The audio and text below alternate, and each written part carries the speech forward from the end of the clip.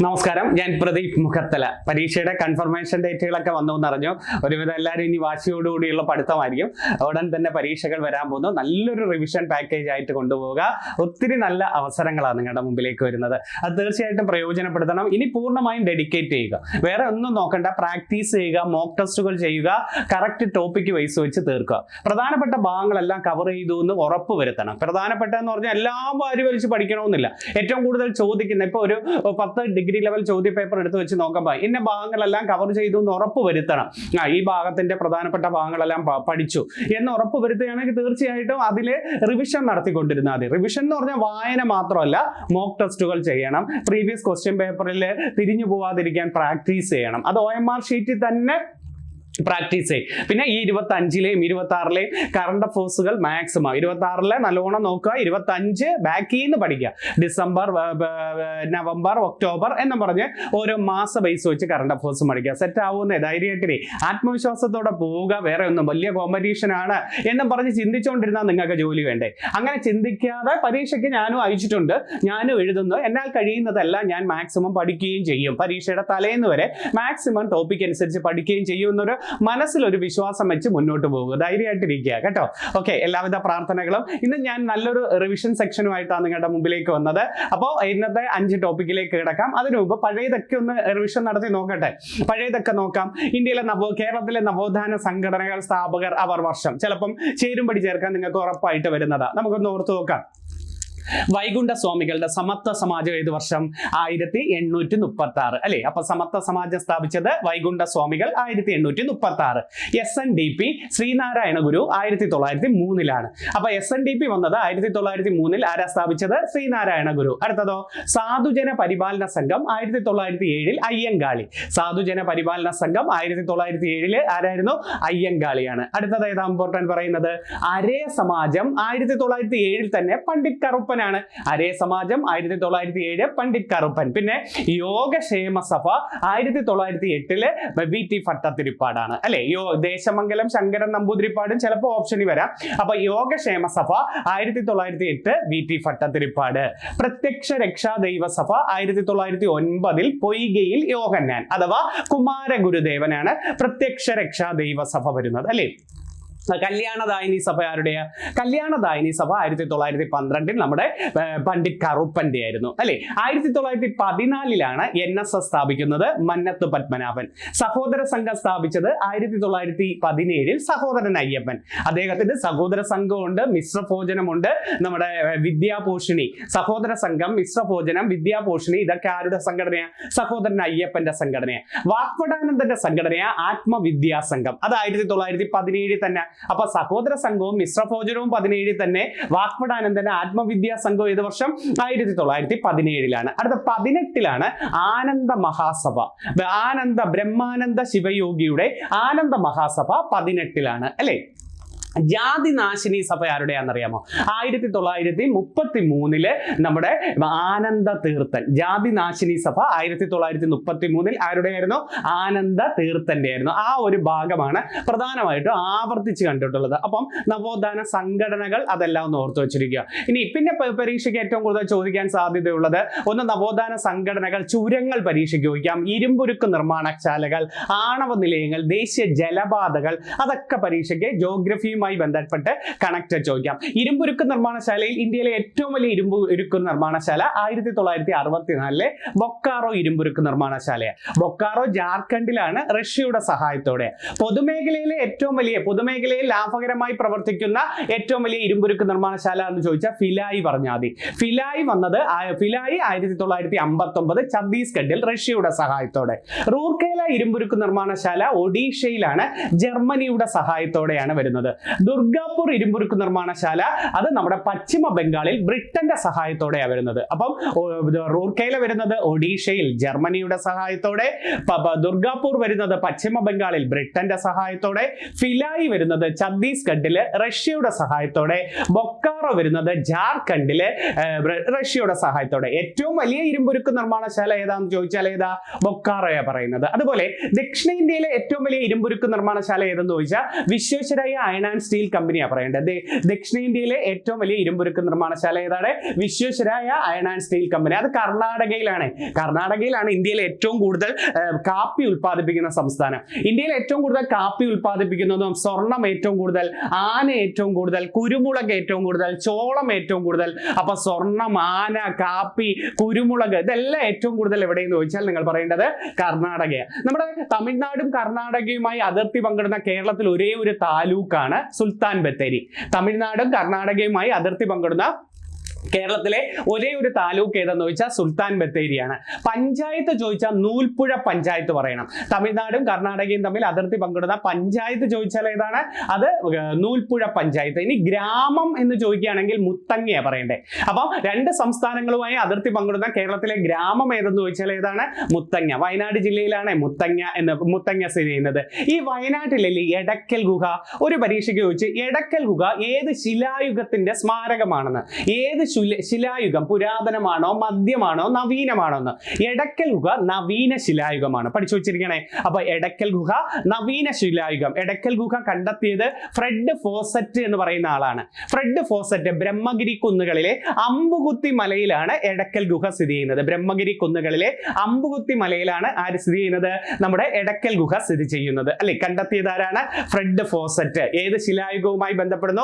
നവീന ശിലായുഗവുമായി ബന്ധപ്പെടുന്നു അല്ലെ. ഇനി ഈ വയനാട് ജില്ലയിലല്ലേ കേരളത്തിലെ ഏറ്റവും വലിയ നദീജന്യ ദ്വീപായ കുറുവ ദ്വീപ് ഉള്ളത്? ആണ്. കുറുവ ദ്വീപ് വയനാട് ജില്ലയിലാണ്. കബനി നദിയിലാണ്. കാവേരി നദിയുടെ പോഷക നദിയാണ് കബനി നദി. കാവേരി നദിയുടെ പോഷക നദിയാണ് കബനി നദി. ഒരു പരീക്ഷയ്ക്ക് ചോദിച്ചു ഈ കബനി നദി കാവേരിയിൽ ചെന്ന് പതിക്കുന്ന സ്ഥലത്തെ വിളിക്കുന്നത് തിരുമക്കുടൽ എന്ന് പറയുന്ന സ്ഥലത്താണ്. തിരുമക്കുടൽ. അപ്പൊ നമ്മുടെ കേരളത്തിൽ നിന്ന് കബനി നദി കാവേരിയിൽ പതിക്കുന്നത് എവിടെ വെച്ചാണ്? തിരുമക്കുടൽ എന്ന് പറയുന്ന സ്ഥലത്താണ്. ഇന്ത്യയിലെ ഏറ്റവും വലിയ നദീജന്യ ദ്വീപ് ബ്രഹ്മപുത്രയിലെ ഏതായിരുന്നു? മാജുലി ദ്വീപാണ്. ഇന്ത്യയിലെ ഏറ്റവും വലിയ ദ്വീപ് ബ്രഹ്മപുത്രയിലെ മാജുലി ദ്വീപാണ് അല്ലെ. ഏത് സംസ്ഥാനം? ആസാമിലാണ്. അപ്പം മാജുലി ദ്വീപ് ഏത് സംസ്ഥാനത്തെന്ന് ചോദിച്ചാൽ ആസാമിലാണ്. ഏത് നദിയിലെന്ന് ചോദിച്ചാൽ ബ്രഹ്മപുത്ര. ബ്രഹ്മപുത്രയുടെ ഏറ്റവും വലിയ പോഷക നദിയുടെ പേര് സുബൻസിരി എന്നാണ്. സുബൻസിരി. സിന്ധുവിന്റെ ഏറ്റവും വലിയ പോഷക നദി ചിനാബ്. ഗംഗയുടെ ഏറ്റവും വലിയ പോഷക നദി യമുന. ബ്രഹ്മപുത്രയുടെ ഏറ്റവും വലിയ പോഷക നദി സുബൻസിരിയാണ്. ബ്രഹ്മപുത്രയ്ക്ക് കുറെ പോഷക നദികളുണ്ട്. സുബൻസിരി, ടീസ്റ്റ, മാനസ്, ലോഹിത്, ദിബാങ്. ടീസ്റ്റ, മാനസ്, ലോഹിത്, ദിബാങ് ഇതൊക്കെ ആരുടെ പോഷക നദികൾ എന്ന് ചോദിച്ചാൽ ബ്രഹ്മപുത്രയുടെ പോഷക നദിയാണ്. എവിടെ നിന്നാണ് ബ്രഹ്മപുത്ര ഉത്ഭവിക്കുന്നതെന്ന് ചോദിച്ചിട്ടുണ്ട്. ടിബറ്റിലെ മാനസ സരോവർ തടാകത്തിനടുത്തുള്ള ചൊമയുങ് ദുങ് ഹിമാനി. ടിബറ്റിലെ മാനസ സരോവർ തടാകത്തിനടുത്തുള്ള ചൊമയുങ് ദുങ് ഹിമാനിയിൽ നിന്നാണ് ബ്രഹ്മപുത്ര ഉത്ഭവിക്കുന്നത്. സിന്ധു നദി ഉത്ഭവിക്കുന്നത് അതേപോലെ ഒരു സ്ഥലമാണ്. ടിബറ്റിലെ മാനസ സരോവർ തടാകത്തിനടുത്തുള്ള ബൊഗർച്ചു ഹിമാനിയിൽ നിന്നാണ്. ടിബറ്റിലെ മാനസ സരോവർ തടാകത്തിനടുത്തുള്ള ബൊഗർച്ചു ഹിമാനിയിൽ നിന്നാണ് ആര് വരുന്നത്? സിന്ധു നദി ഉത്ഭവിക്കുന്നത്. ഓർത്തു വെച്ചിരിക്കണേ. ഇന്ത്യയിൽ സിന്ധു നദി ഒഴുകുന്ന ഏക പട്ടണം ചോദിച്ചാൽ ലഡാക്കാ പറയണ്ടേ. ഇന്ത്യയിൽ സിന്ധു നദി ഒഴുകുന്ന ഏക പട്ടണം ചോദിച്ചാൽ ലഡാക്ക് ആണ്. പരീക്ഷയ്ക്ക് ചോദിക്കാറുണ്ട് ലഡാക്കിലെ ലേ പട്ടണത്തെ ചുറ്റി ഒഴുകുന്ന ഇന്ത്യൻ നദിയാണ് സിന്ധു. ലഡാക്കിലെ ലേ പട്ടണത്തെ ചുറ്റി ഒഴുകുന്ന നദി ഏതാണ്? സിന്ധു. സിന്ധു പാകിസ്ഥാനിലേക്ക് പ്രവേശിക്കുന്ന ആ സ്ഥലപ്പേരാണ് ചില്ലാർ എന്നും അതും ചോദിച്ചിട്ടുണ്ട്. സിന്ധു പാകിസ്ഥാനിലേക്ക് പ്രവേശിക്കുന്നത് എവിടെ വെച്ചെന്ന് ചോദിച്ചാൽ ചില്ലാർ എന്ന പ്രദേശത്ത് വെച്ചാണ്. ഓർത്തു വെച്ചിരിക്കണേ. അതുപോലെ ഈ കുങ്കുമ കൃഷിക്ക് അനുയോജ്യമായ മണ്ണ് ഏതാന്ന് ചോദിച്ചാൽ നമ്മൾ പറയും കരേവ മണ്ണ്. കരേവാസ് എന്ന് കേട്ടിട്ടില്ലേ? കുങ്കുമ കൃഷിക്ക് അനുയോജ്യമായ മണ്ണ് ഏതെന്ന് ചോദിച്ചാൽ കരേവ മണ്ണാണ് നമ്മൾ പറയേണ്ടത്. ഈ കണ്ടൽക്കാടുകൾക്ക് ആവശ്യമായ മണ്ണാണ് പീറ്റു മണ്ണ് പറയേണ്ടത്. കണ്ടൽക്കാടുകൾക്ക് ആവശ്യമായ മണ്ണ് ഏതാണ്? പീറ്റു മണ്ണാണ് കണ്ടൽക്കാടുകൾക്ക് ആവശ്യമായ മണ്ണ്. അതുപോലെ ഈ ജമ്മുവിനെയും കാശ്മീരിനെയും തമ്മിൽ ബന്ധിപ്പിക്കുന്ന ചുരമാണ് ബനിഹാൾ ചുരം. ബനിഹാൾ ചുരം ജമ്മുവിനെയും കാശ്മീരിനെയും തമ്മിൽ ബന്ധിപ്പിക്കുന്ന. പക്ഷെ ശ്രീനഗറിനെയും കാർഗിലിനെയും തമ്മിൽ ബന്ധിപ്പിക്കുന്ന ചുരം സോജില ചുരമാണ്. സോജില ചുരമാണ് ശ്രീനഗറിനെയും കാർഗിലിനെയും തമ്മിൽ ബന്ധിപ്പിക്കുന്നത്. നാദുല ചുരമാണ് സിക്കിമിനെ ടിബറ്റുമായി ബന്ധിപ്പിക്കുന്നത്. സിക്കിമിനെ ടിബറ്റുമായി ബന്ധിപ്പിക്കുന്ന ചുരം ചോദിച്ചാൽ ഏതാ നമ്മൾ പറയേണ്ടത്? നാദുല ചുരമാണ് സിക്കിമിലാണ് ഈ ഏറ്റവും വേഗത്തിൽ ഒഴുകുന്ന നദി. ഇന്ത്യയിലെ ഏറ്റവും വേഗത്തിൽ ഒഴുകുന്ന നദി സിക്കിമിലെ ടീസ്റ്റയാണ്. ഇന്ത്യയിലെ ഏറ്റവും വേഗത്തിൽ ഒഴുകുന്ന നദി. സിക്കിമിന്റെ ജീവൻ രേഖ എന്നറിയപ്പെടുന്ന നദിയും ഏതാണ്? ടീസ്റ്റ നദിയാണ് സിക്കിമിന്റെ ജീവൻ രേഖ. ബംഗാളിന്റെ ദുഃഖം എന്നറിയപ്പെടുന്ന നദി ദാമോദർ നദിയാണ് കേട്ടോ. ബംഗാളിന്റെ ദുഃഖം ഏതാണ്? ദാമോദർ. ബീഹാറിന്റെ ദുഃഖം എന്നറിയപ്പെടുന്ന നദി കോസി നദിയാണ്. ബീഹാറിന്റെ ദുഃഖം കോസി നദി. ഒഡീഷയുടെ ദുഃഖം എന്നറിയപ്പെടുന്നത് മഹാനദിയാണ്. ബംഗാളിന്റെ ദുഃഖം ദാമോദർ ആണെങ്കിൽ, ബീഹാറിന്റെ ദുഃഖം കോസി ആണെങ്കിൽ, ഒഡീഷയുടെ ദുഃഖം ഏതെന്ന് ചോദിച്ചാൽ മഹാനദിയാണ്. ഒഡീഷയുടെ ദുഃഖം. ആസാമിന്റെ ദുഃഖം എന്നറിയപ്പെടുന്ന നദി ബ്രഹ്മപുത്ര നദിയാണ്. ആസാമിന്റെ ദുഃഖം എന്നറിയപ്പെടുന്ന നദി ഏതാണ്? ബ്രഹ്മപുത്ര നദിയാണ്. ആസാമിന്റെ ദുഃഖം ഏതെന്ന് ചോദിച്ചിട്ടുണ്ട്. അതുപോലെ ഈ ഇന്ത്യയിൽ ഏറ്റവും കൂടുതൽ മഴ പെയ്യുന്ന ഒരു സ്ഥലമാണ് നമ്മുടെ മൗസിൻഡ്രം. ഈ മൗസിൻഡ്രം, ചിറാപുഞ്ചി എന്നിവ ഏത് കുന്നുകളിലാണ് എന്ന് ചോദിച്ചിട്ടുണ്ട്. ഇന്ത്യയിൽ ഏറ്റവും കൂടുതൽ മഴ പെയ്യുന്ന മൗസിൻഡ്രം, ചിറാപുഞ്ചി എന്നിവ മേഘാലയയിലാണെന്ന് നമുക്കറിയാലോ. മേഘാലയയിലെ ഏത് കുന്നുകളിലാണെന്ന് ചോദിച്ചാൽ പരീക്ഷയ്ക്ക് പഠിച്ചു വെച്ചിരിക്കുക കാസി കുന്നുകൾ. കാസി കുന്നുകൾ, കാസി, ഗാരോ, ജയന്തിയ, ഈ കുന്നുകളൊക്കെ മേഘാലയയിലാണ്. കാസി, ഗാരോ, ജയന്തിയ കുന്നുകൾ സ്ഥിതി ചെയ്യുന്നത് എവിടെയെന്ന് ചോദിച്ചാൽ നിങ്ങൾ പറയേണ്ട എവിടെ? മേഘാലയ. അതിൽ കാസി കുന്നുകളാണ് ആര് വരുന്നത്? മൗസിൻഡ്രം, ചിറാപുഞ്ചിയൊക്കെ കയറി വരുന്നത്. ഇന്ത്യയിലെ ഏറ്റവും ഉയരം കൂടിയ കൊടുമുടി മൗണ്ട് കെ2 അല്ലേ? ആണല്ലോ. ഇത് ഏത് പർവ്വതനിരയിലാണെന്ന് ചോദിച്ചിട്ടുണ്ട്. കാറക്കോറം. മൗണ്ട് കെ2 സ്ഥിതി ചെയ്യുന്നത് ഏത് പർവ്വതമാണെന്ന് ചോദിച്ചാൽ കാറക്കോറം നിരയിലാണ്. അതുപോലെ ഈ എവറസ്റ്റ്, കാഞ്ചൻജംഗ, നന്ദാദേവി, നംഗപർവ്വത് ഇതൊക്കെ ഹിമാദ്രിയിലാണ് സ്ഥിതി ചെയ്യുന്നത്. എവറസ്റ്റും കാഞ്ചൻജംഗയും നന്ദാദേവിയും നംഗപർവ്വതവും ഒക്കെ സ്ഥിതി ചെയ്യുന്നത് എവിടെയാണ്? അത് നമ്മുടെ ഹിമാദ്രിയിലാണ് സ്ഥിതി ചെയ്യുന്നത്. പക്ഷേ മൗണ്ട് കെ2 എവിടെയെന്ന് ചോദിച്ചാൽ നിങ്ങൾ പറയേണ്ടത് എവിടെയാണ്? കാറക്കോറത്തിലാണ്. ഓർത്തു വെച്ചിരിക്കണേ. അപ്പോൾ നമ്മൾ പറഞ്ഞു വന്നത് നവോത്ഥാന സംഘടനകൾ എന്ന് പറഞ്ഞു വന്നു, ജിയോഗ്രഫിയിലെ കുറച്ച് ഭാഗം പറഞ്ഞു വന്നു. ഭരണഘടനയുമായി ബന്ധപ്പെടുന്ന ബേസിക് ക്വസ്റ്റ്യനുകൾ ഏതൊക്കെയാണ്?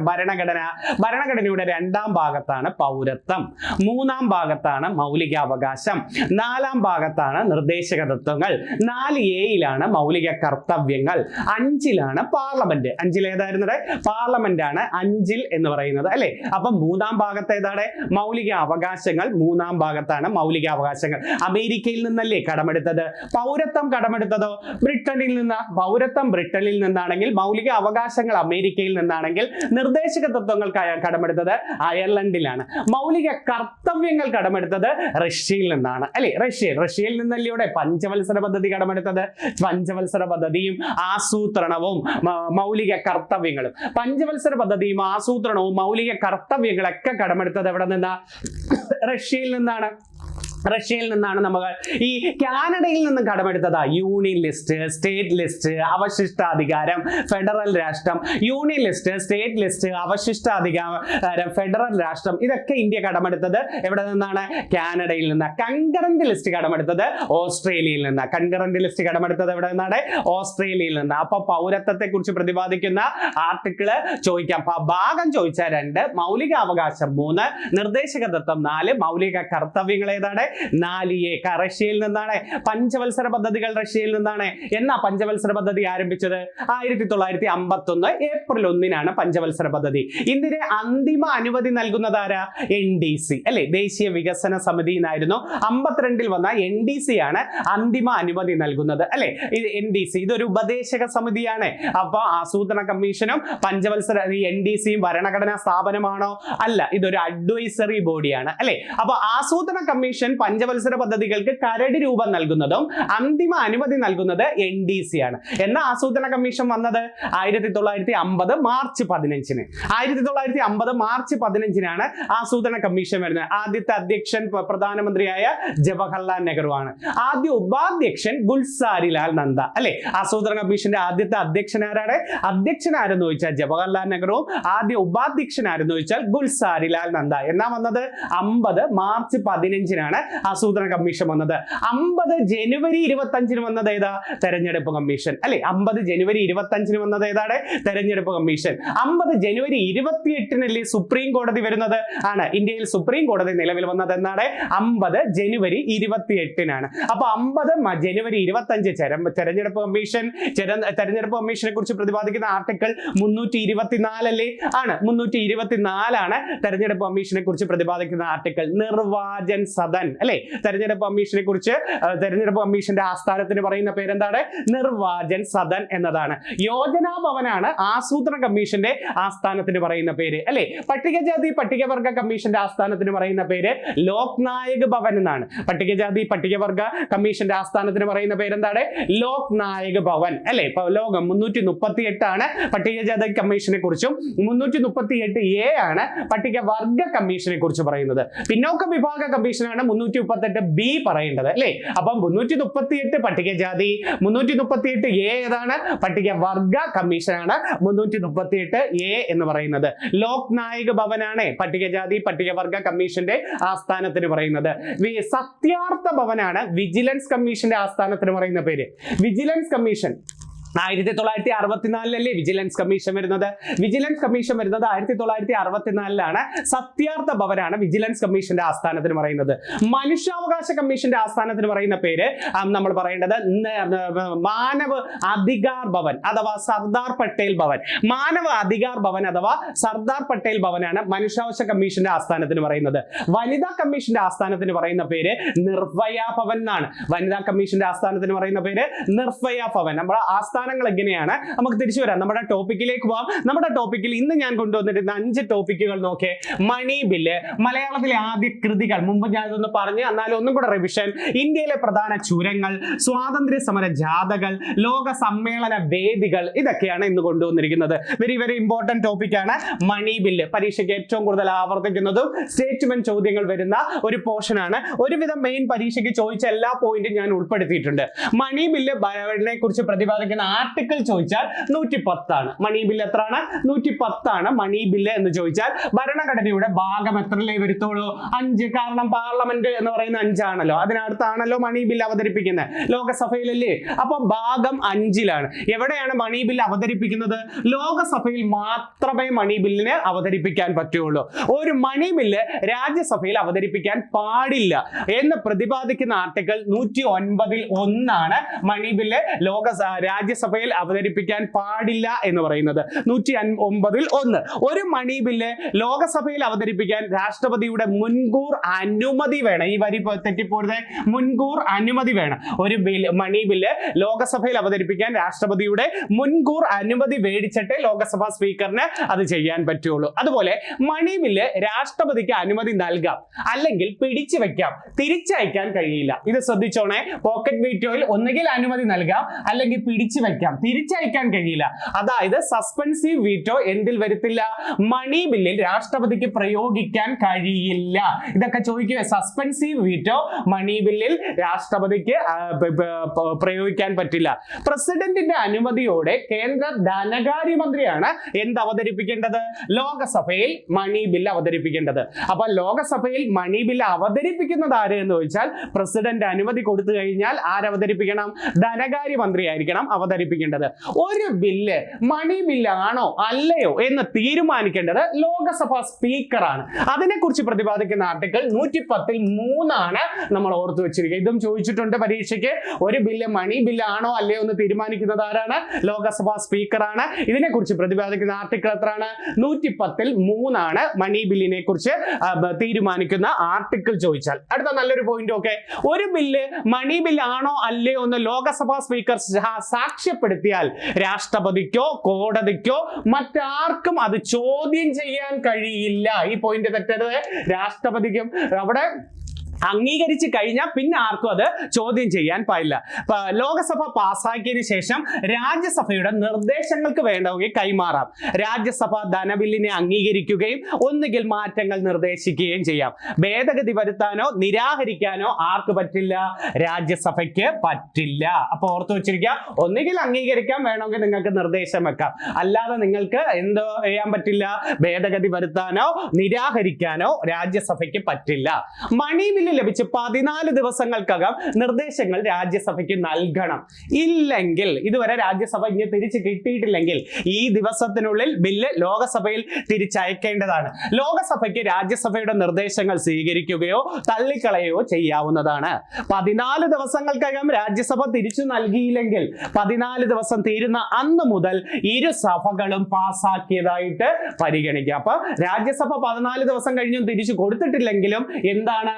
ലോകസഭ ഇരുസഭകളും പാസ്സാക്കിയതായിട്ട് പരിഗണിക്കും. ഏത്? Money bill. അപ്പൊ രാജ്യസഭയ്ക്ക് അവിടെ ഒരു സ്ഥാനവുമില്ല, ഒന്നുകിൽ നിർദ്ദേശങ്ങൾ അങ്ങാണം വെക്കാം എന്നുള്ളത് മാത്രമേ പറ്റുകയുള്ളൂ. അടുത്ത നോക്കെ, പ്രധാനമായും മണി ബില്ലുകൾ നോക്കെ ഏതെങ്കിലും നികുതി ചുമത്താൻ നിർത്തലാക്കൽ, മാറ്റം വരുത്തൽ എന്നിവയുമായി ബന്ധപ്പെട്ട ബില്ലുകൾ, കേന്ദ്ര ഗവൺമെന്റിന്റെ പണം കടം വാങ്ങുന്നതിനുള്ള നിയന്ത്രണങ്ങളുമായി ബന്ധപ്പെട്ട ബില്ലുകൾ, ഇന്ത്യയുടെ കൺസോളിഡേറ്റഡ് കണ്ടിജൻസി ഫണ്ട് ശേഖരണങ്ങളിൽ നിന്നും പണം പിൻവലിക്കലുമായി ബന്ധപ്പെട്ട ബില്ലുകൾ. പ്രധാനമായും മണി ബില്ലിൽ കൺസോളിഡേറ്റഡ് ഫണ്ടിൽ നിന്നും ഇന്ത്യയിൽ നിന്നുള്ള വരവ് ചെലവ് ക്രമപ്പെടുത്തലുകൾക്ക് ആവശ്യമായ പരിഷ്കരണങ്ങൾ ലഭ്യമാക്കിയിട്ടുള്ള ബില്ലുകൾ, കൺസോളിഡേറ്റഡ് ഫണ്ടിൽ നിന്നും ഏതെങ്കിലും ചെലവുകൾ നൽകുന്ന ഫണ്ടിന്റെ പരിധി ഉയർത്താൻ ഉദ്ദേശിച്ചിട്ടുള്ള ബില്ലുകൾ. ഈ ഒരു പോയിന്റുകളാണ് മണി ബില്ലിനായിട്ട് പ്രധാനമായിട്ടും പറയുന്നത്. പിന്നെ കൺസോളിഡേറ്റഡ് ഫണ്ട് ഓഫ് ഇന്ത്യയുടെയും പബ്ലിക് അക്കൗണ്ടിന്റെയും പണത്തിന്റെ വരവ്, സൂക്ഷിപ്പ്, വിനിയോഗം എന്നിവ കേന്ദ്ര സംസ്ഥാന ഗവൺമെന്റുകളുടെ ഓഡിറ്റുമായി ബന്ധപ്പെട്ട ബില്ലുകൾക്ക് മണി ബിൽ അവതരിപ്പിക്കാം. കൺസോളിഡേറ്റഡ് ഫണ്ട് ഓഫ് ഇന്ത്യയുടെ പബ്ലിക് അക്കൗണ്ടിന്റെയും പണത്തിന്റെ വരവ്, സൂക്ഷിപ്പ്, വിനിയോഗം എന്നിവയും കേന്ദ്ര സംസ്ഥാന ഗവൺമെന്റുകളുടെ ഓഡിറ്റുമായി ബന്ധപ്പെട്ട ബില്ലുകൾ. മുകളിൽ പറഞ്ഞവയല്ലാതെ ആകസ്മികമായി ധനകാര്യ ആവശ്യവുമായി ബന്ധപ്പെട്ട എന്തെങ്കിലും ബില്ലുകൾ വരികയാണെങ്കിൽ അതും നമുക്ക് മണി ബില്ലായിട്ട് വെക്കാം. ചിലപ്പം ഡിഗ്രി ലെവൽ പരീക്ഷയ്ക്ക് ഇത് സ്റ്റേറ്റ്മെന്റ് ചോദ്യങ്ങൾ മെയിൻ പരീക്ഷയ്ക്ക് ചോദിച്ചു കണ്ടിട്ടുണ്ട്.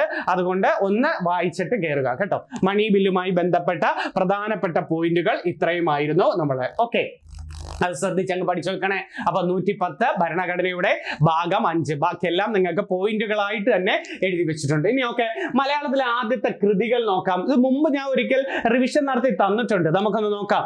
മലയാളത്തിൽ അച്ചടിച്ച ആദ്യത്തെ പുസ്തകം ഏത്? മലയാളത്തിൽ അച്ചടിച്ച ആദ്യ പുസ്തകം 1772 ക്ലമൻ പിയാനോസ് പാതിരി എന്ന ആള് ഇറ്റലിയുടെ തലസ്ഥാനമായ റോമിൽ വെച്ച് സംക്ഷേപ വേദാർത്ഥം. അപ്പൊ മലയാളത്തിലെ ആദ്യത്തെ പുസ്തകത്തിന്റെ പേരെന്താണ്? സംക്ഷേപ വേദാർത്ഥമാണ് മലയാളത്തിലെ ആദ്യത്തെ പുസ്തകം. 1772 എവിടെ വെച്ച് പ്രസിദ്ധീകരിച്ചു? ഇറ്റലിയുടെ തലസ്ഥാനമായ റോമിൽ വെച്ച്. ആര്? Clement pianos പാതിരിയാണ്. ഓക്കെ, ഇനി മലയാള ലിപി അച്ചടിച്ച ആദ്യത്തെ പുസ്തകം ചോദിച്ചാൽ ഹോർത്തൂസ് മലബാറിക്കസ് ആണ്. 1678 അല്ലെ ആദ്യത്തെ പ്രസിദ്ധീകരണം. 1678 അത് അഡ്മിറൽ വാൻ റീഡ് എന്ന് പറയുന്ന ആള് ഹോളണ്ടിന്റെ തലസ്ഥാനമായ ആംസ്റ്റർഡാമിൽ വെച്ചാണ് പ്രസിദ്ധീകരിക്കുന്നത്. മലബാറിലെ സസ്യലതാദികളെ കുറിച്ചാണ് ഇതിൽ കൂടുതലും പ്രതിപാദിക്കുന്നത്. അപ്പം ഹോർത്തൂസ് മലബാറിക്കസ് പ്രസിദ്ധീകരിച്ച വർഷം എന്താണ്? 1678. എവിടെയാണ് പ്രസിദ്ധീകരിച്ചത്? ഹോളണ്ടിന്റെ തലസ്ഥാനമായ ആംസ്റ്റർഡാമിലാണ്. ആര്? ഡച്ച് ഗവർണറായ അഡ്മിറൽ വാൻ റീഡ് ആണ്. ഓർത്തു വെച്ചിരിക്കണേ. അടുത്ത മൂന്നാമത്തെ പോയിന്റ്, മലയാളത്തിലെ ആദ്യത്തെ പാട്ടുകൃതി ഏത്? മലയാളത്തിലെ ആദ്യത്തെ പാട്ടുകൃതി ഏത് എന്ന് ചോദിച്ചാൽ രാമചരിതം പാട്ട്. ചീരാമ കവി എഴുതിയ രാമചരിതം കാട്ട്. ചീരാമ കവി എഴുതിയ രാമചരിതം പാട്ടാണ് മലയാളത്തിലെ ആദ്യത്തെ പാട്ടുകൃതി. അത് ആരുടെയെന്ന് ചോദിച്ചാൽ കേരളത്തിന്റെ ചോസർ, മലയാളത്തിന്റെ ചോസർ, ജെഫ്രി ചോസർ എന്ന് കേട്ടിട്ടില്ലേ? കേരള ചോസർ എന്ന അപരനാമം ഈ ചീരാമ കവിക്കാണ് ഉള്ളത് കേട്ടോ. അടുത്തത്, മലയാളത്തിലെ ആദ്യത്തെ സന്ദേശകാവ്യം ഉണ്ണുനീലി സന്ദേശമാണ്. അത് എഴുതിയത് ആര് എന്നില്ല, ഉണ്ണുനീലി സന്ദേശമാണ് മലയാളത്തിലെ ആദ്യത്തെ സന്ദേശകാവ്യം. അടുത്ത, മലയാളത്തിലെ ആദ്യത്തെ യാത്രാ വിവരണ ഗ്രന്ഥം നമ്മുടെ വർത്തമാന പുസ്തകമാണ്. പാറമേക്കൽ തോമാ കത്തനാരാണ്. റോമിന്റെ യാത്രകളാണ് എന്തായിട്ട് പറയുന്നത്? മലയാളത്തിലെ ആദ്യത്തെ യാത്രാ വിവരണ ഗ്രന്ഥമായിട്ട് പറയുന്നത്. റോമിലെ കുറിച്ചുള്ള യാത്രകൾ. പേരെന്താണ്? വർത്തമാന പുസ്തകം. മലയാളത്തിലെ ആദ്യത്തെ ചെറുകഥ വാസനാവികൃതിയാണ്. ആദ്യ ചെറുകഥ വാസനാവികൃതി വേങ്ങേൽ കുഞ്ഞിരാമൻ നായനാരാണ്. മലയാളത്തിലെ ആദ്യത്തെ നോവൽ ചോദിച്ചാൽ കുന്തലത അപ്പു നെടുങ്ങാടിയുടെയാണ് കേട്ടോ. കേരളത്തിലെ ആദ്യത്തെ ബാങ്ക് സ്ഥാപിച്ചതും അപ്പു നെടുങ്ങാടിയാണ്. കേരളത്തിലെ ആദ്യത്തെ ബാങ്ക് ഏതാ? കേരളത്തിലെ ആദ്യത്തെ ബാങ്ക് ഏതെന്ന് ചോദിച്ചാൽ നെടുങ്ങാടി ബാങ്ക്. 1899 കോഴിക്കോട് ജില്ലയിലാണ് കേരളത്തിലെ ആദ്യത്തെ ബാങ്ക് വരുന്നത്. അപ്പു നെടുങ്ങാടി സ്ഥാപിച്ച നെടുങ്ങാടി ബാങ്ക്. ഇതിപ്പോ ഇല്ല, പഞ്ചാബ് നാഷണൽ ബാങ്കിൽ ലയിക്കുകയാണ് ചെയ്തത്. അപ്പൊ മലയാളത്തിലെ ആദ്യത്തെ നോവൽ ഏതാണ്? കുന്തലത അപ്പു നെടുങ്ങാടി. മലയാളത്തിലെ ആദ്യത്തെ ലക്ഷണമൊത്ത നോവൽ ഇന്ദുലേഖ O ചന്തുമേനോന്റെയാണ്. മലയാളത്തിലെ ആദ്യത്തെ ലക്ഷണമൊത്ത നോവൽ ഏതാണ്? ഇന്ദുലേഖ O ചന്തുമേനോൻ. മേനോന്റെ. മലയാളത്തിലെ ആദ്യത്തെ മഹാകാവ്യം കൃഷ്ണഗാഥ, ചെറുശ്ശേരി എഴുതിയ കൃഷ്ണഗാഥ. ആദ്യത്തെ ലക്ഷണമൊത്ത മഹാകാവ്യം എന്നാ പറയണ്ടേ. മലയാളത്തിലെ ആദ്യത്തെ ലക്ഷണമൊത്ത മഹാകാവ്യം. യഥാർത്ഥ മഹാകാവ്യം സാധാ ഒരു മഹാകാവ്യമുണ്ട്, രാമചന്ദ്ര വിലാസം എന്ന് കേട്ടിട്ടുണ്ടോ നിങ്ങൾ? അഴകത്ത് പത്മനാഭക്കുറുപ്പിന്റെയാണ് സാധാ നമ്മൾ പൊതുവെ പറയണ്ടേ. പക്ഷെ ലക്ഷണമൊത്ത ആദ്യത്തെ മഹാകാവ്യം ചോദിച്ചാൽ കൃഷ്ണഗാഥ, ചെറുശ്ശേരിയുടെ. അപ്പൊ മലയാളത്തിലെ ആദ്യത്തെ ലക്ഷണമൊത്ത മഹാകാവ്യം ഏതാണ്? കൃഷ്ണഗാഥ, ചെറുശ്ശേരി. മലയാളത്തിലെ ആദ്യത്തെ മഹാകാവ്യം എന്ന് ചോദിച്ചു കൃഷ്ണഗാഥ ഓപ്ഷൻ ഇല്ലെങ്കിൽ നിങ്ങൾക്ക് എന്തെഴുതാം? രാമചന്ദ്ര വിലാസം എഴുതാം. അഴകത്ത് പത്മനാഭക്കുറുപ്പിന്റെ രാമചന്ദ്ര വിലാസം എഴുതാവുന്നതാണ്. അടുത്ത നോക്കേ, മലയാളത്തിലെ ആദ്യത്തെ ലക്ഷണമൊത്ത മഹാകാവ്യം, അത് തിരിച്ചു വന്നേക്കുന്നത്. മലയാളത്തിലെ ആദ്യത്തെ ലക്ഷണമൊത്ത മഹാകാവ്യം ചോദിച്ചാൽ ഏതാണ് പറയേണ്ടത്? അത് കൃഷ്ണഗാഥയാണ് പറയേണ്ടത്. ഇത് മലയാളത്തിലെ ആദ്യത്തെ മഹാകാവ്യം ചോദിച്ചാൽ രാമചന്ദ്ര വിലാസമാണ് പറയേണ്ടത്. ഓക്കെ, ഇവിടെയാണ് ആദ്യത്തെ ലക്ഷണമൊത്ത മഹാകാവ്യം എന്ന് പറയേണ്ടത്. അപ്പൊ ലക്ഷണമൊത്ത മഹാകാവ്യം കൃഷ്ണഗാഥയും സാധാ മഹാകാവ്യം ചോദിച്ചാൽ രാമചന്ദ്ര വിലാസവുമായിരുന്നു പറയേണ്ടത്. അടുത്തൊക്കെ മലയാളത്തിലെ ആദ്യ തുള്ളൽ കൃതി ഏതാ? കല്യാണ സൗഗന്ധികം. ആരാ? കുഞ്ചൻ നമ്പ്യാരാണ് ആദ്യ തുള്ളൽ പ്രസ്ഥാനത്തിന്റെ ഉപജ്ഞാതാവ് അല്ലെ. മലയാളത്തിന്റെ ജനകീയ കവി, തുള്ളൽ പ്രസ്ഥാനത്തിന്റെ ഉപജ്ഞാതാവ്, കവിത ചാട്ടവാറാക്കിയ കവി, ഇതൊക്കെ ആരാ? കുഞ്ചൻ നമ്പ്യാർ. അദ്ദേഹത്തിന്റെ ആദ്യത്തെ തുള്ളൽ കൃതി ഏതാ? കല്യാണ സൗഗന്ധികം. എവിടെ അവതരിപ്പിച്ചത്? കല്യാണ സൗഗന്ധികം തുള്ളൽ കൃതി അവതരിപ്പിച്ചത് അമ്പലപ്പുഴ ശ്രീകൃഷ്ണസ്വാമി ക്ഷേത്രത്തിലാണ് കല്യാണ സൗഗന്ധികം തുള്ളൽ കൃതി അവതരിപ്പിച്ചത്. മലയാളത്തിൽ ആദ്യത്തെ ചരിത്ര നോവൽ മാർത്താണ്ഡവർമ്മയാണ്. CV രാമൻ പിള്ളയുടെയാണ് കേട്ടോ. CV രാമൻ പിള്ള. നമ്മൾ 2-3 കൃതികൾ പഠിച്ചിട്ടുണ്ട്. മാർത്താണ്ഡവർമ്മ, ധർമ്മരാജ, രാമരാജ ബഹദൂർ. മാർത്താണ്ഡവർമ്മ, ധർമ്മരാജ, രാമരാജ ബഹദൂർ എന്നീ കൃതികൾ എഴുതിയതാരെന്ന് വെച്ചാൽ CV രാമൻ പിള്ളയാണ്. മലയാളി മെമ്മോറിയൽ എഴുതി തയ്യാറാക്കിയതും ഈ CV രാമൻ പിള്ളയാണ്. അപ്പൊ അദ്ദേഹത്തിന്റെ പ്രശസ്ത കൃതിയാണ് ഏതാ? മാർത്താണ്ഡവർമ്മ. മലയാളത്തിലെ ആദ്യത്തെ ചരിത്ര നോവൽ. ആദ്യത്തെ ചരിത്ര സിനിമയും പേരെന്താ? മാർത്താണ്ഡവർമ്മ എന്നല്ലേ. ആദ്യം നിരോധിക്കപ്പെട്ട സിനിമയും മാർത്താണ്ഡവർമ്മയായിരുന്നു. ഇനി മലയാളത്തിലെ ആദ്യ സൈബർ നോവൽ നൃത്തമാണ്. നൃത്തം, M മുകുന്ദന്റെ നൃത്തം. മലയാളത്തിലെ ആദ്യ സൈബർ നോവൽ ഏതാണ്? M മുകുന്ദന്റെ നൃത്തം അല്ലെ. മയ്യഴിയുടെ കഥാകാരൻ എന്നറിയപ്പെടുന്നത് M മുകുന്ദൻ അല്ലേ ആണ്. മയ്യഴിപ്പുഴയുടെ തീരങ്ങളിൽ, ഹരിദ്വാറിൽ മണി മുഴങ്ങുന്നു, ദൈവത്തിന്റെ വികൃതികൾ, ഇതൊക്കെ ആരുടെയാ? M മുകുന്ദന്റെ പ്രശസ്ത കൃതികളാണ്. മലയാളത്തിലെ ആദ്യത്തെ രാഷ്ട്രീയ നാടകം പാട്ടബാക്കി. രാഷ്ട്രീയ നാടകം ഏതാണ്? K ദാമോദരന്റെ പാട്ടബാക്കിയാണ് മലയാളത്തിലെ ആദ്യത്തെ രാഷ്ട്രീയ നാടകം. K ദാമോദരനെ അറിയാമോ? കേരള മാക്സ് എന്നറിയപ്പെടുന്നത് ആര്? കേരളത്തിന്റെ മാക്സ് എന്നറിയപ്പെടുന്നത് ആര് എന്ന് ചോദിച്ചാൽ ആരെയാണ്? K Damodaran. Kerala Karl max എന്ന് വിളിക്കുന്നത് ആദ്യ രാഷ്ട്രീയ നാടകമായ പാട്ടബാക്കി K ദാമോദരൻ. ഇദ്ദേഹത്തെയാണ് കേരളത്തിന്റെ മാക്സ് എന്നറിയപ്പെടുന്നത്. മലയാളത്തിലെ ആദ്യ ഓഡിയോ നോവൽ ഇതാണ് എന്റെ പേര്. സക്കറിയയുടെ ഇതാണ് എന്റെ പേര് അല്ലെ. എന്തോ ഒരു പ്രത്യേകത അല്ലേ അത്? ഇതാണ് എന്റെ പേര്. എന്താ? ഗോഡ്സെയുടെ ജീവിതത്തെ പശ്ചാത്തലമാക്കി ആദ്യമായിട്ട് മലയാളത്തിൽ എഴുതിയ ഒരു നോവലാണ്. ഗോഡ്സെയുടെ ജീവിതത്തെ പശ്ചാത്തലമാക്കി മലയാളത്തിൽ എഴുതിയ ആദ്യത്തെ നോവലാണ് ഇതാണ് എന്റെ പേര്, സക്കറിയയുടെ. മലയാളത്തിലെ ആദ്യത്തെ അപസർപ്പക നോവൽ, ഡിറ്റക്റ്റീവ് നോവൽ ചോദിച്ചാൽ ഭാസ്കര മേനോൻ എന്നാണ്. ആ നോവലിന്റെ പേരെന്താണ്? ഭാസ്കര മേനോൻ. എഴുതിയത് അപ്പൻ തമ്പുരാനാണ്. അപ്പൊ ആദ്യത്തെ ഡിറ്റക്റ്റീവ് നോവൽ ഏതാണ്? ഭാസ്കര മേനോൻ. മലയാളത്തിലെ ആദ്യത്തെ ഖണ്ഡകാവ്യം എന്ന് പറയുന്നത് AR രാജരാജവർമ്മയുടെ മലയ വിലാസമാണ്. ആദ്യത്തെ ലക്ഷണമൊത്ത ഖണ്ഡകാവ്യം വീണപൂവാണ്, കുമാരനാശാന്റെ വീണപൂവ്. അപ്പൊ മലയാളത്തിലെ ആദ്യത്തെ ഖണ്ഡകാവ്യം ചോദിച്ചാൽ ഏതാണ്? ഖണ്ഡകാവ്യം ചോദിച്ചാൽ മലയ വിലാസം AR രാജരാജവർമ്മ. മലയാളത്തിലെ ആദ്യത്തെ ലക്ഷണമൊത്ത ഖണ്ഡകാവ്യം ഏതാണ്? വീണപൂവ്, കുമാരനാശാൻ. കുമാരനാശാന്റെ ആദ്യത്തെ കൃതിയും വീണപൂവാണ്. ആ പുഷ്പമേ അധിക തുംഗപദത്തിലെത്ര എന്നൊക്കെ വരികൾ വീണപൂവിലല്ലേ ഉള്ളത്. ഓക്കെ, ഇനി മലയാളത്തിലെ ആദ്യത്തെ technology novel ice -196°C GR ഇന്ദുഗോപന്റെയാണ്. Ice -196°C. അടുത്ത മലയാളത്തിലെ ആദ്യ Facebook novel ouija board, Akhil P ധർമ്മജന്റെ ഓജോ ബോർഡാണ്. റാം കെയർ ഓഫ് ആനന്ദി ഈ നമ്മുടെ അഖിൽ P ധർമ്മജന്റെയാണ്. അവ കേന്ദ്ര സാഹിത്യ അക്കാദമിയൊക്കെ അവാർഡൊക്കെ കിട്ടിയിട്ടുണ്ട്. മലയാളത്തിലെ ആദ്യത്തെ ഫേസ്ബുക്ക് നോവൽ ഓജോ ബോർഡ് ആരുടെയാ? അഖിൽ P ധർമ്മജന്റെയാണ്. അതാണ് പ്രധാനമായി ആദ്യ കൃതികൾ എന്നും പറഞ്ഞൊരെണ്ണം ചോദിക്കുന്നെങ്കിൽ ചോദിക്കാൻ പറ്റിയത്. ഇനി ഇന്ത്യയിലെ പ്രധാന ചുരങ്ങൾ നമുക്ക് നോക്കാം. ചിലപ്പോൾ നിങ്ങൾക്ക് ചേരുംപടി ചേർക്കാം. ഇന്ത്യൻ ജോഗ്രഫിയുമായി ബന്ധപ്പെട്ട പ്രിലിംസ് പരീക്ഷയ്ക്ക് സാധ്യതയുള്ള ഒരു ക്വസ്റ്റ്യൻ.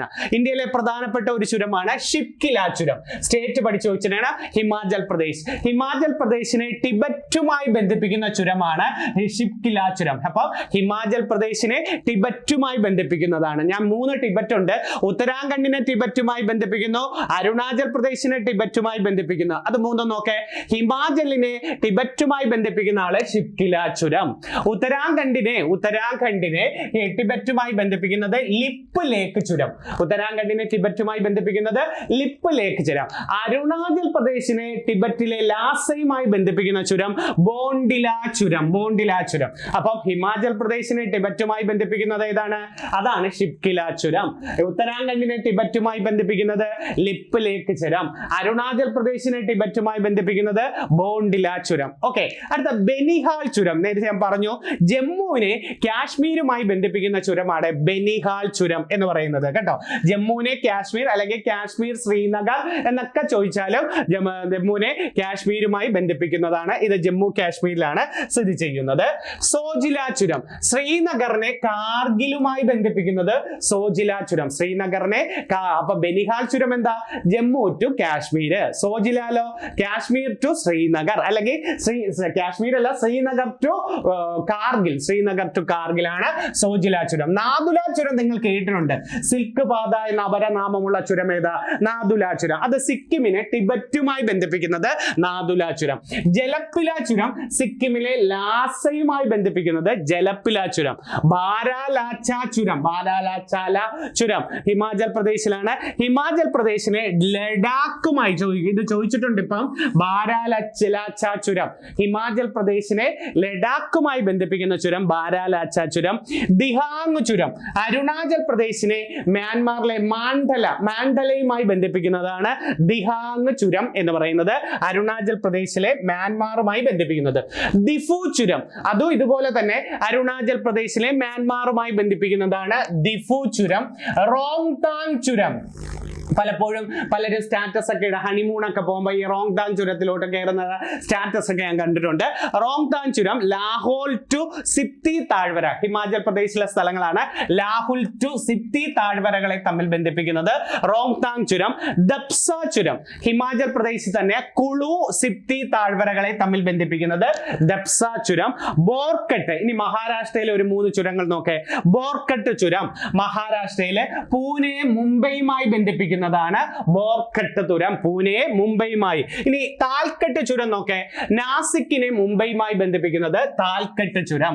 കുംബർലി കട്ട് ചുരം ഉണ്ട്. കുംബർലി കട്ട് എന്നും പറയാം. കുംബർലി കട്ട് രത്നഗിരിയെ സറ്റാറയുമായി ബന്ധിപ്പിക്കുന്നത്, മഹാരാഷ്ട്രയിലെ തന്നെ രത്നഗിരിയെ സറ്റാറയുമായി ബന്ധിപ്പിക്കുന്നത് കുംബർലി കട്ട് ചുരം. കാർത്തുങ്ല ചുരം ലഡാക്കിലെ ലേയെ സിയാച്ചിനുമായി ബന്ധിപ്പിക്കുന്നത്, ഏറ്റവും ഉയരത്തിലെ സഞ്ചാരയോഗ്യമായ ചുരം ഏതെന്നൊക്കെ ചോദിച്ചിട്ടില്ലേ? ലഡാക്കിലെ ലേയും സിയാച്ചിനുമായി ബന്ധിപ്പിക്കുന്നതാണ് കാർത്തുങ്ല ചുരം എന്ന് വിളിക്കുന്നത്. അതൊന്ന് ഓർത്തു വെച്ചിരിക്കണേ. അപ്പൊ ചുരങ്ങളൊന്ന് റിവിഷൻ നടത്തി വെച്ചിരിക്കുക. അടുത്ത കേരളത്തിലെ സമരജാഥകൾ നോക്കാം. ഹിസ്റ്ററിയുമായി ബന്ധപ്പെട്ട ഒരു പോർഷനിലേക്ക് നോക്കാം, എളുപ്പമാണ്. വില്ലുവണ്ടി യാത്ര ആരുടെയാ? അയ്യങ്കാളിയുടെ. അപ്പൊ അയ്യങ്കാളിയുടെ വില്ലുവണ്ടി യാത്ര ഏത് വർഷം? 1893. അപ്പൊ 1893 വില്ലുവണ്ടി യാത്ര വെങ്ങാനൂർ മുതൽ കവടിയാർ കൊട്ടാരം വരെ ആയിരുന്നു, അയ്യങ്കാളിയുടെ ആയിരുന്നു. സവർണ ജാഥ മന്നത്ത് പത്മനാഭൻ 1924 വൈക്കം മുതൽ തിരുവനന്തപുരം. വൈക്കം സത്യാഗ്രഹത്തെ തുടർന്നല്ലേ സവർണ ജാഥ നയിച്ചത്? 1924 സവർണ ജാഥ. ജീവശിഖ ജാഥ അതും മന്നത്ത് പത്മനാഭനാണ്. അത് 59 അങ്കമാലി മുതൽ തിരുവനന്തപുരം വരെയായിരുന്നു അല്ലെ. മന്നത്ത് പത്മനാഭൻ അങ്കമാലി മുതൽ, അതായത് വിമോചന സമരം നടന്നത്. കേരളത്തിലെ ആദ്യത്തെ മന്ത്രിസഭ താഴെ വീഴ കാരണമൊക്കെ ഈ വിമോചന സമരം എന്ന് പറയാറില്ലേ. ഇതിനെ തുടർന്ന് മന്നത്ത് പത്മനാഭൻ നയിച്ചതാണ് ജീവശിഖ ജാഥ അങ്കമാലി മുതൽ തിരുവനന്തപുരം വരെ. അപ്പം വില്ലുവണ്ടി യാത്ര അയ്യങ്കാളി, സവർണ ജാഥ മന്നത്ത് പത്മനാഭൻ, ജീവശിഖ ജാഥ അതും മന്നത്ത് പത്മനാഭൻ. പട്ടിണി ജാഥ നയിച്ചത് AKG ആണ്.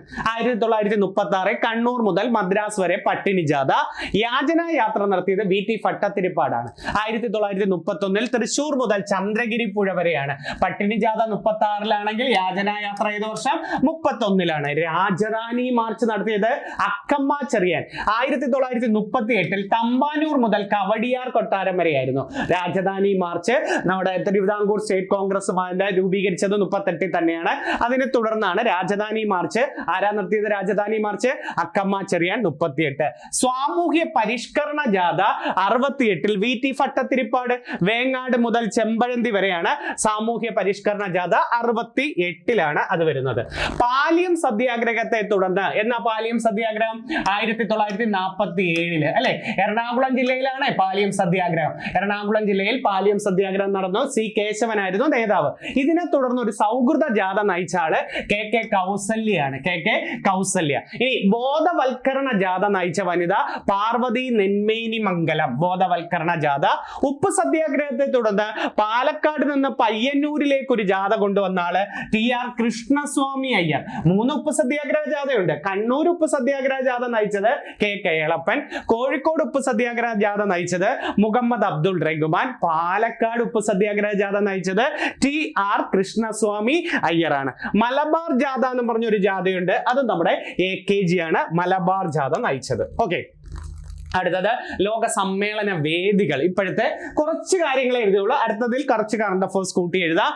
G7 സമ്മിറ്റ് എല്ലാം എഴുതിയിട്ടുണ്ട്. 50ാമതായിരുന്നു 2024 ഇറ്റലി, 51, 25 കാനഡ, 52 52ാമത്തത് 2026 ഈ വർഷം ഫ്രാൻസിൽ വെച്ചാണ്. 53ാമത്തത് G7 2027 USA വെച്ചാണ്. അപ്പൊ G7 25 കാനഡ, 26 ഫ്രാൻസ്, 27 USA ആണ്. അടുത്ത G20 സമ്മിറ്റ് 21 ഇന്ത്യ, 23 ഇന്ത്യയിൽ വെച്ച് നടന്നിട്ടുണ്ട്. 19ാമതാണ് 24 ബ്രസീല്, 20ാമതാണ് ഇപ്പൊ നടന്നത് G20 സൗത്ത് ആഫ്രിക്കയില്, 21ാമത്തതാണ് ഇതൊന്ന് ഓർത്ത് വെച്ചിരിക്കുക USA വെച്ചാണ് 21ാമത്തത്. അടുത്ത ബ്രിക്സ് സമ്മിറ്റുകൾ ചോദിക്കാം. 16ാമത് ബ്രിക്സ് സമ്മിറ്റ് 2024 റഷ്യയിൽ വെച്ചായിരുന്നു. 17ാമത്തത് ബ്രിക്സ് സമ്മിറ്റ് വരുന്നത് 17ാമത്തെ വരുന്നത് 2025 ബ്രസീലിലാണ്. 18ാമത്തത് ഇന്ത്യയിൽ. ഇത് ആവർത്തിക്കാൻ സാധ്യതയുണ്ട്. 18ാമത് ബ്രിക്സ് സമ്മിറ്റ് ഇന്ത്യയിൽ വെച്ചാണ് നടക്കുന്നത്. അടുത്തത് കാലാവസ്ഥ. COP നോക്കാം. COP 28 UAE, 29 വരുന്നത് അസർബൈജാൻ, 30 വരുന്നത് ബ്രസീല്. കഴിഞ്ഞ വർഷം ബ്രസീല്. ഇനി 31 തുർക്കിയിലെ അന്റാലിയ, 32 2027 എത്യോപ്യയിലെ ആഡിസ് അബാബ, 33 2028 നടക്കുന്നത് നമ്മുടെ ഇന്ത്യയിൽ വെച്ചാണ്. അത് 26 തുർക്കിയിലെ അന്റാലിയ, 37 31ാമത്തെ, 32ാമത്തെ, 33 അതും പഠിക്കണേ. അതുകൊണ്ടാണ് കൃത്യം അതങ്ങ് എഴുതിയേക്കുന്നത്. 27 എത്യോപ്യയിലെ ആഡിസ് അബാബ, എത്യോപ്യയുടെ തലസ്ഥാനം തന്നെയാണ്. 33ാമത്തെ സമ്മേളനം 2028 ഇന്ത്യയിൽ വെച്ചാണ് നടക്കുന്നത്. ആ ഒരു പോയിന്റ് ചിലപ്പോൾ നിങ്ങൾക്ക് കറണ്ട് അഫയേഴ്സ് ആയിട്ട് വരാൻ സാധ്യതയുള്ള നല്ലൊരു ക്വസ്റ്റ്യൻ ആണ്. കൊച്ചു ഇന്ന് മണി ബില്ല് ഉണ്ടായിരുന്നു, സ്വാതന്ത്ര്യ സമര ജാഥകൾ ഉണ്ടായിരുന്നു, മലയാളത്തിൽ ആദ്യ കൃതികൾ ഉണ്ടായിരുന്നു, ചുരങ്ങൾ ഉണ്ടായിരുന്നു, പിന്നെ സമ്മേളന വേദികളുണ്ട്. കൊച്ചു കാര്യങ്ങളേ ഉള്ളൂ. നീ പരീക്ഷ അടുക്കുന്നതുകൊണ്ട് കുറച്ച് കൂടുതൽ തരാമെന്ന് വെച്ചിരിക്കുകയാണ്. പരീക്ഷ അടുക്കുന്ന സമയത്ത് ഏറ്റവും പ്രധാനപ്പെട്ട, എന്നാലും നിങ്ങൾ ടോപ്പിക് അനുസരിച്ച് പഠിക്കണം. ഞാൻ ഈ ചെറിയ ടോപ്പിക്ക് എടുത്തുകൊണ്ട് വരുന്നുള്ളൂ. ടോപ്പിക്കുകൾ ഇപ്പം വലുത് എടുത്തുകൊണ്ട് വരാൻ നമുക്ക് ഹോട്ട് ടോപ്പിക്സ് എന്ന് പറഞ്ഞ് വലുതായിട്ടൊക്കെ ഒരെണ്ണം അല്ലേ എടുക്കും. അതുകൊണ്ടാണ്. എന്നാലും റിവിഷൻ മാക്സിമം കൊണ്ടുവരാൻ. കുറേ പേര് മെസ്സേജ് ഇട്ട് സാർ ഇങ്ങനെ കണക്ട് ചെയ്ത് അങ്ങ് പറഞ്ഞാൽ മതി, ഞങ്ങൾ ഫ്രീ ആയിട്ടിരിക്കുമ്പോൾ ആ ബേസിക് ഒക്കെ ഞങ്ങളുടെ ചെവിയിലേക്ക് കയറുന്നുണ്ടല്ലോ, എല്ലാം സാറ് ഓരോ പോർഷൻ എടുത്ത് കണക്ട് ചെയ്ത് പറഞ്ഞാൽ മതി എന്ന് ഒത്തിരി പേര് പറഞ്ഞതുകൊണ്ട് ഇനി തൊട്ട് എല്ലാ ദിവസവും ആദ്യത്തെ ഒരു 15 മിനിറ്റ് ഓരോ പോർഷൻ ബേസ് വെച്ച് കണക്ട് ചെയ്ത് പറഞ്ഞുതരാം. നിങ്ങൾ ടോപ്പിക് ഹെവി ആയിട്ട് പഠിച്ചോ. എപ്പോഴെങ്കിലും ഫ്രീ കിട്ടുമ്പോൾ അടുക്കളയിൽ ജോലി ചെയ്യുന്നതോ വെളിയിൽ ഇരിക്കുന്ന സമയത്തോ അതോ യാത്രകൾ ചെയ്യുന്ന സമയത്തോ ഒക്കെ ഇങ്ങനെ കണക്ട് ചെയ്ത് അങ്ങ് പഠിച്ചത് എല്ലാ പരീക്ഷയ്ക്കും പ്രയോജനപ്പെടും. ഒത്തിരി പരീക്ഷകൾ മുമ്പിലോട്ട് വരുന്നില്ലേ. ഓക്കെ, നല്ലൊരു ടോപ്പിക്കുമായിട്ട് നമുക്ക് വീണ്ടും കാണാം. നന്ദി, നമസ്കാരം.